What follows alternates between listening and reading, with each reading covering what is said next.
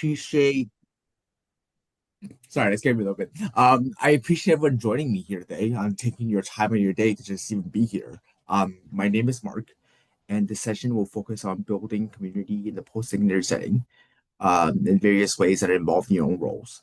And before I get started, I just want to acknowledge that I hate public speaking, so I apologize for any stuttering or mispronunciations in the process, and I appreciate you bearing with me.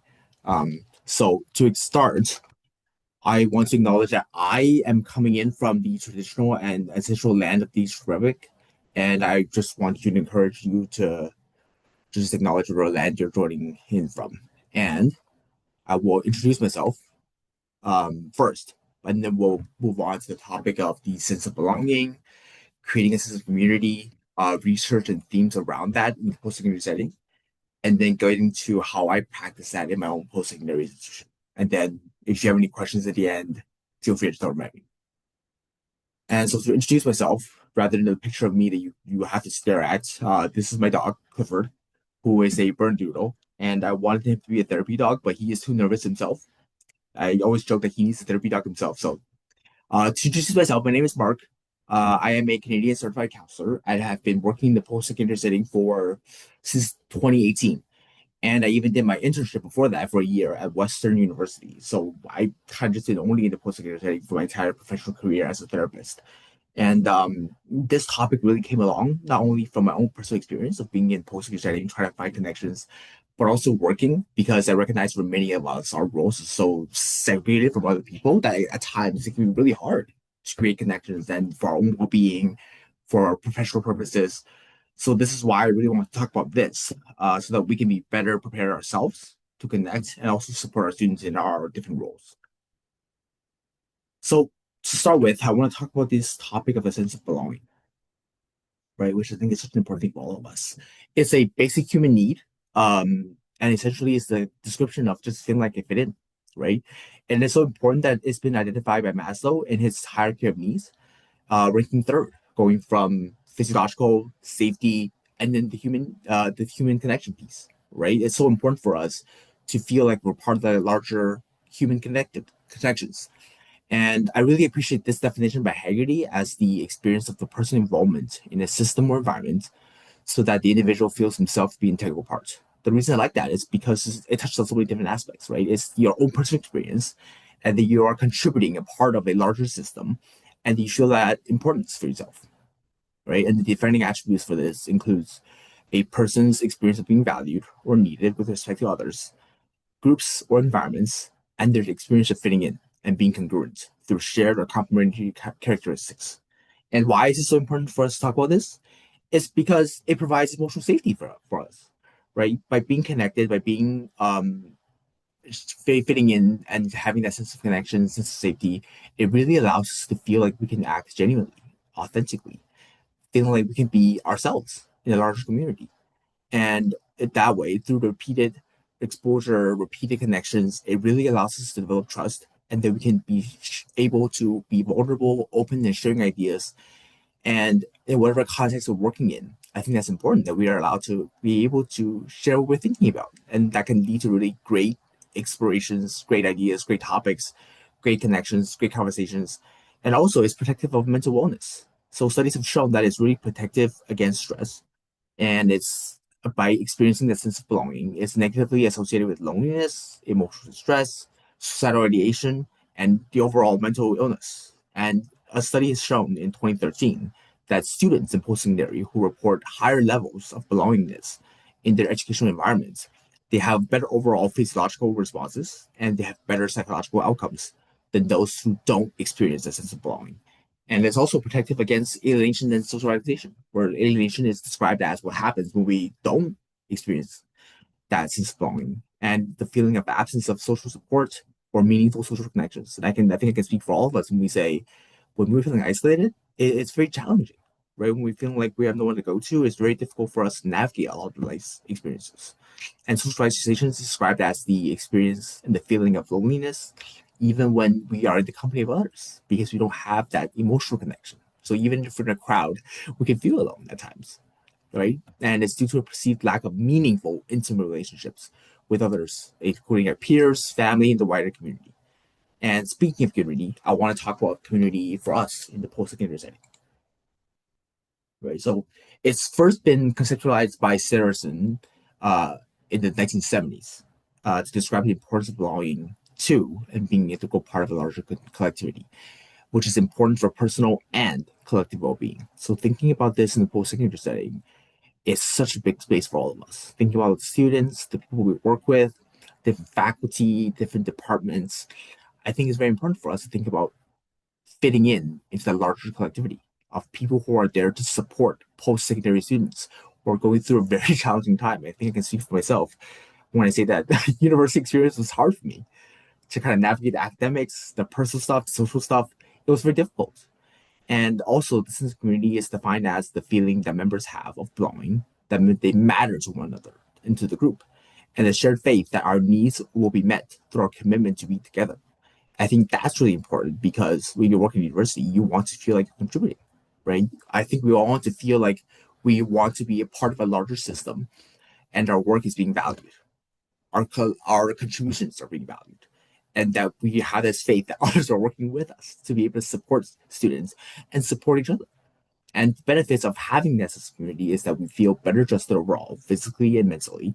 We feel supported, like I mentioned earlier, and we have better connection to others and our own goals, right? So that the more we feel like we have a connection to that goal, the more we feel like it's actually working, the more confidence we have, and it's linked to increased psychological well-being.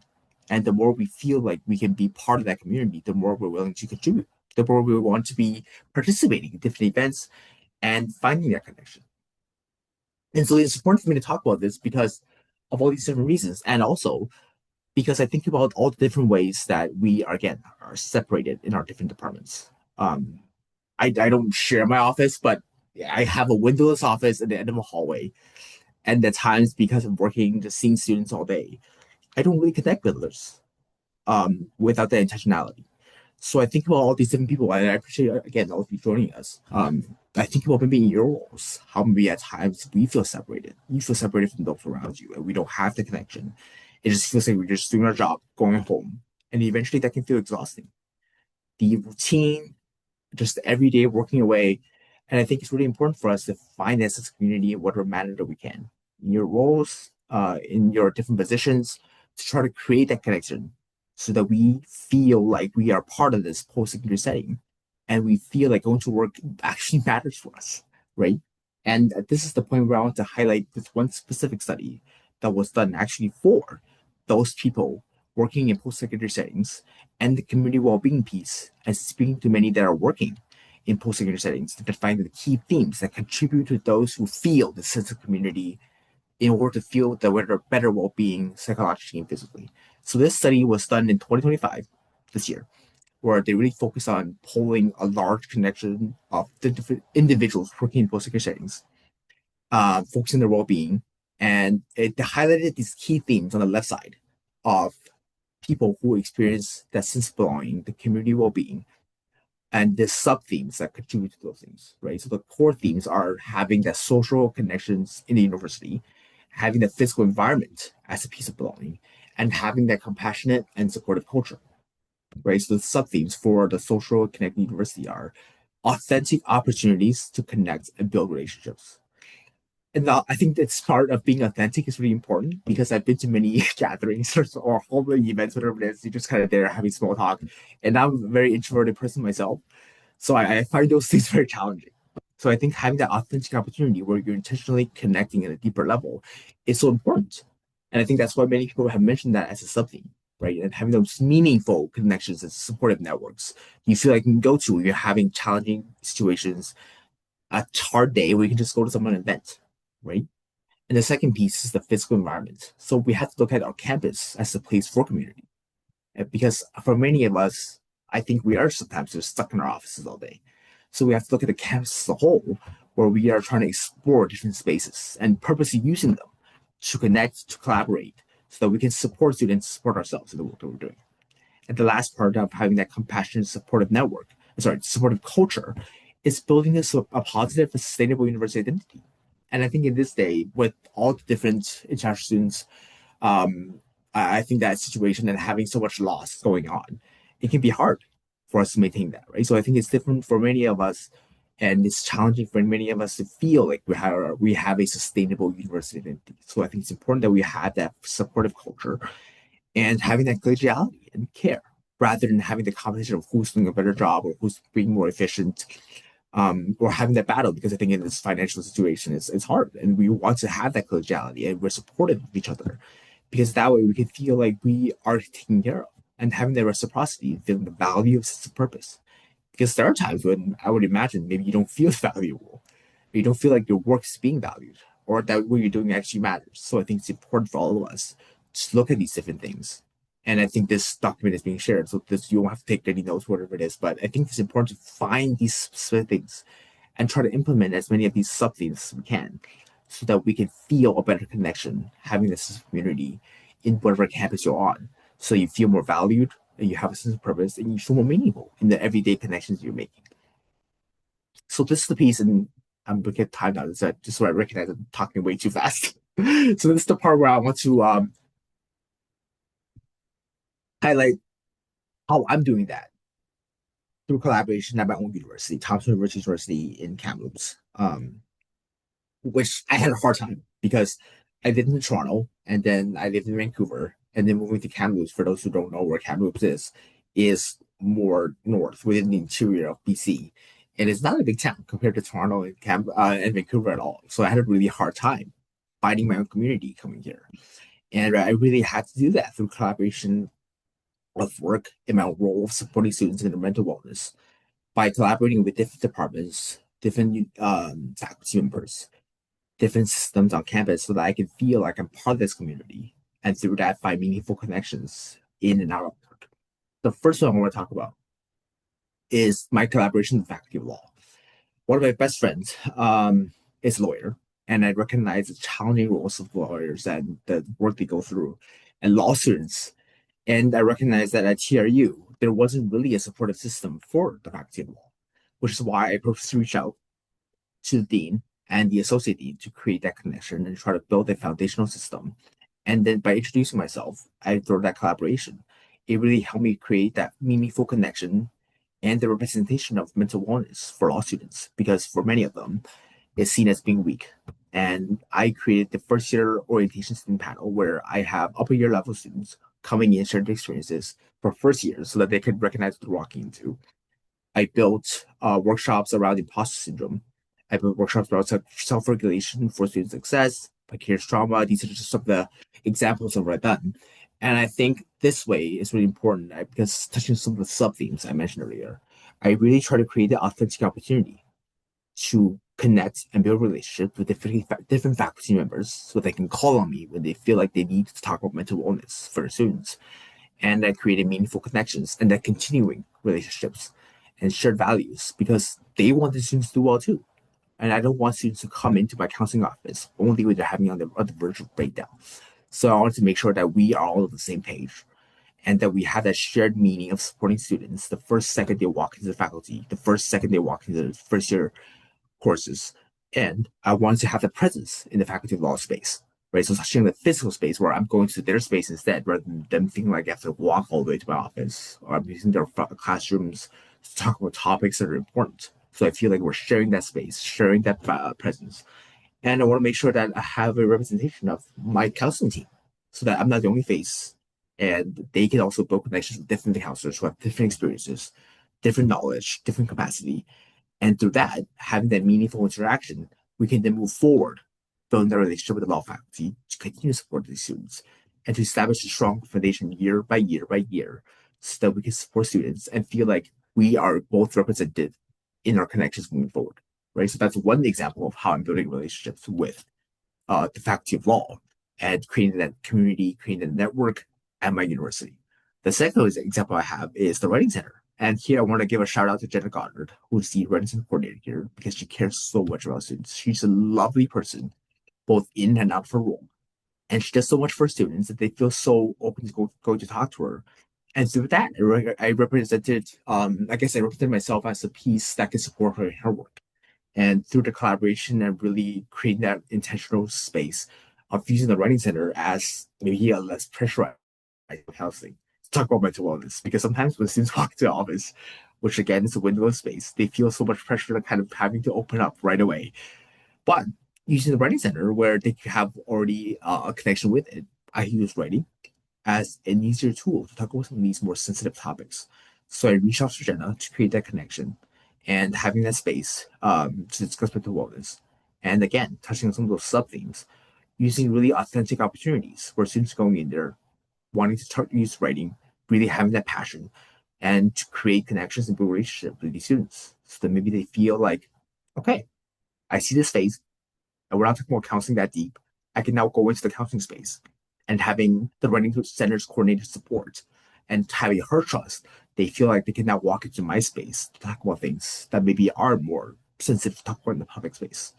And I really created meaningful connections and continue to relationship with Jenna so that she feels like she can come to me for different opportunities or she might have ideas that we can collaborate and creating that deeper connections to support students because she really cares about student wellness as well. Right. So having that presence in the writing center has really allowed me to use students' passion of writing to facilitate conversations that are maybe deeper, that are maybe more challenging. And these are some of the examples I gave where I'm really touching on these different ways of collaborating with Jenna, the Writing Center, where I talk about self care in a more way of just going for walks, exercise, really the importance of it through writing. And I have students explored their self care things and why they're meaningful and different ways they can explore self care. I talk about procrastination because it's something that we all deal with. And for many students, that's such a very challenging thing.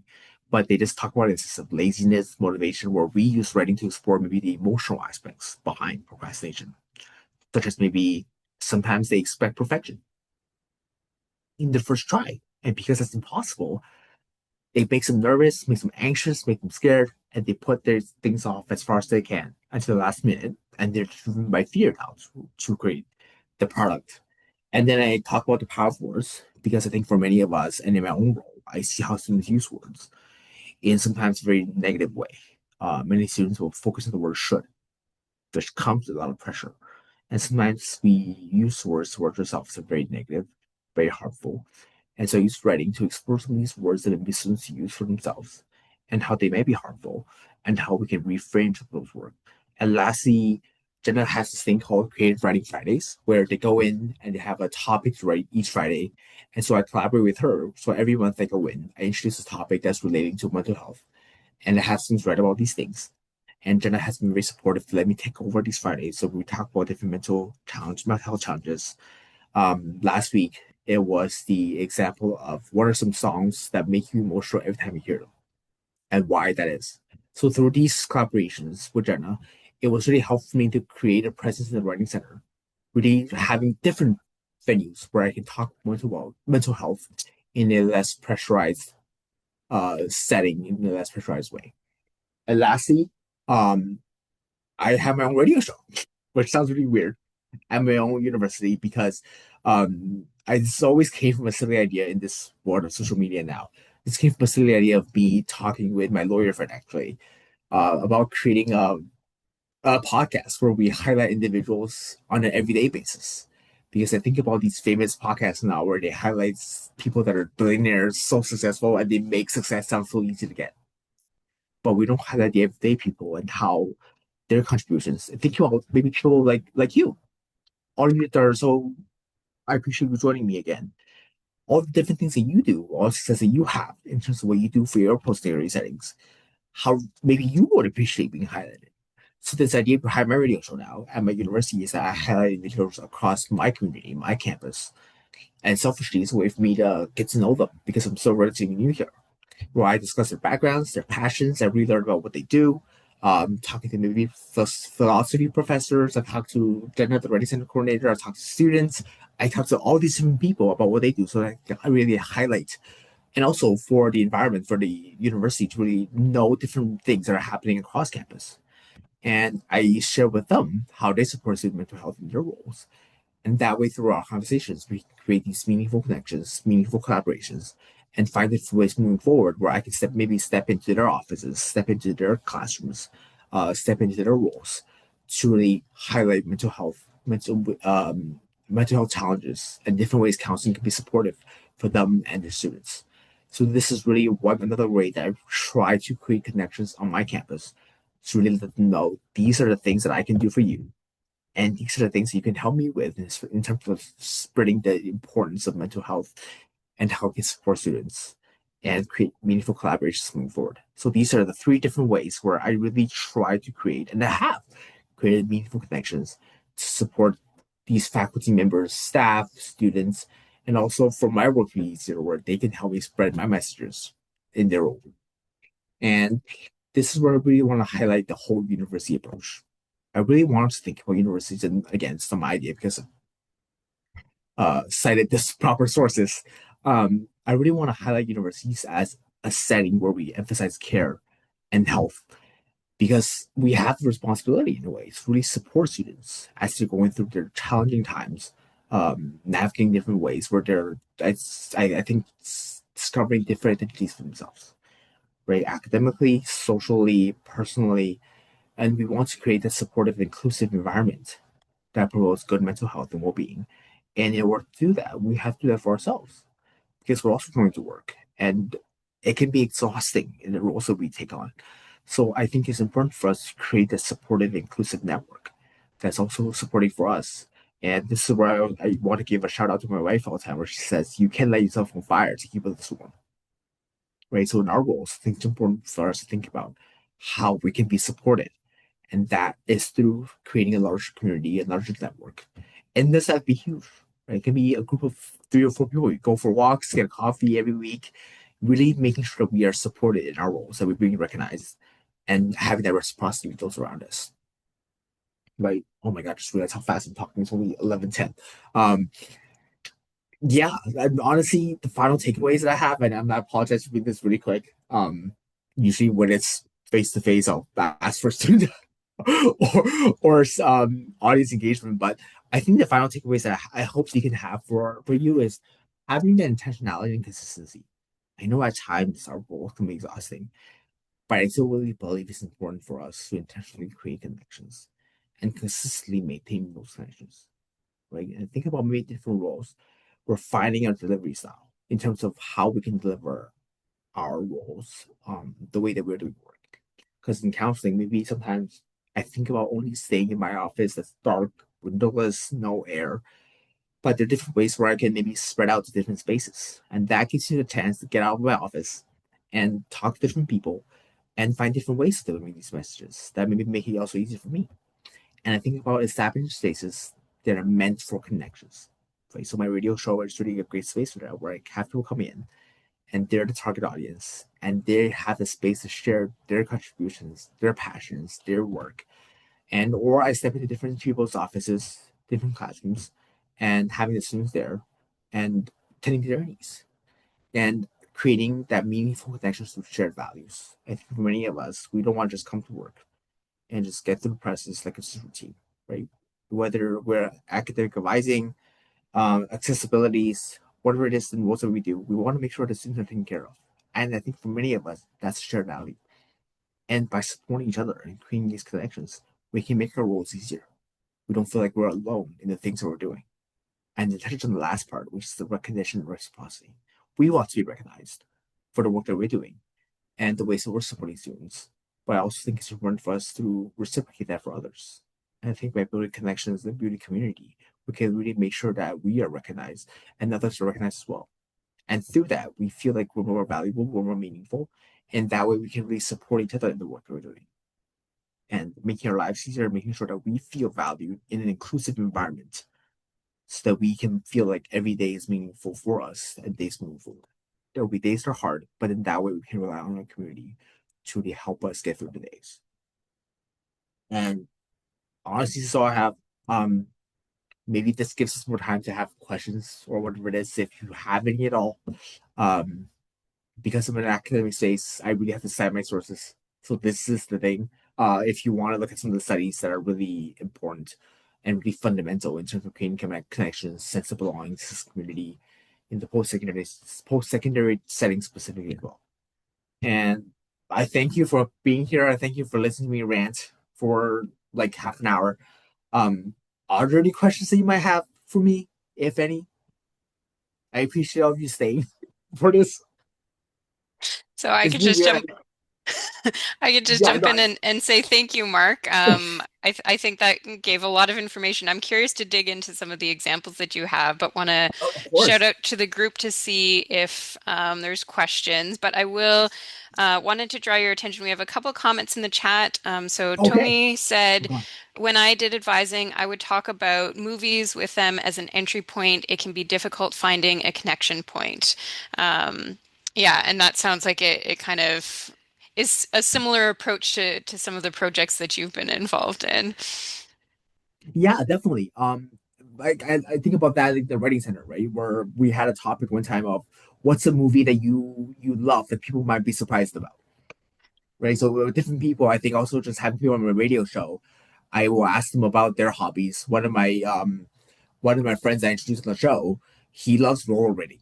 And they have a community built around that, which might be really surprising for many people, but that sounds amazing, right? So I think sometimes really highlighting these different things that are maybe outside of a specific topic or role that you're in to create that connection. So that's really helpful for you to move forward. It makes them feel like they could be a human outside of their role. Yeah, yeah. And like you said, breaks down some of those barriers, like coming into a Yes, room and like now I have to lay my heart on the table. And definitely. yeah, that's a big thing. Yeah. And other folks were just sharing that they think your approach is innovative, love your passion. And then I another appreciate these question. kind words. I grew up in a culture where you had to be quote unquote humble, so it's really weird to talk about myself. So I appreciate these kind words. And we have a question from Tomi again. Have you tried to relate with a stakeholder that was difficult to relate with? Yeah. Um, how do I talk about this in a way that's not negative? One of the faculty members I engaged with was not very open about mental health.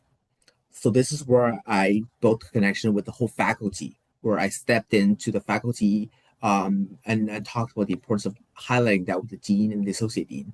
So they had all the faculty members involved in a meeting where I talked about maybe how to introduce the topic of mental health in a lighter way where it's not just so finger pointing of you need to do this. So really sharing the idea that what they're doing, what they're teaching are so important. But it's still helpful to have that idea of mental wellness in mind because the better that they can help support for the students, the more they can be engaged in the classes, right? So it's almost like in order for your ideas and your material to be absorbed, these students have to be in the right frame of mind, right? So that's one way I actually try to highlight that where it's, I think in a way, complementing what they're doing in order to have the buy-in. I hope that makes sense. Wonderful, thank you. And to folks in this session, know that if you're comfortable, you can turn on your mic and ask a question and engage that way as well. I'm also happy to answer or to read out comments in the chat.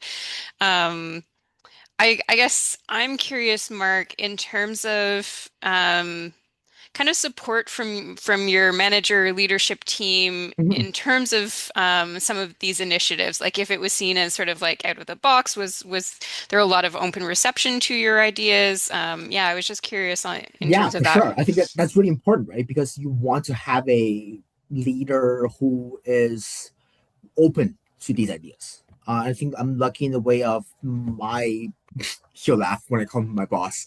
I'll give him a shout out, Cliff Robinson, who's our chair for the counseling team. He is very supportive of all the work that we do. He recognizes that having group sessions or having your own service outside of seeing students 101 is important for us to not burn out because for many of us, uh, sometimes it's more beneficial to have a group session. You're touching on more students in an hour, and to have our own things outside of just seeing students 101 sometimes is necessary for us.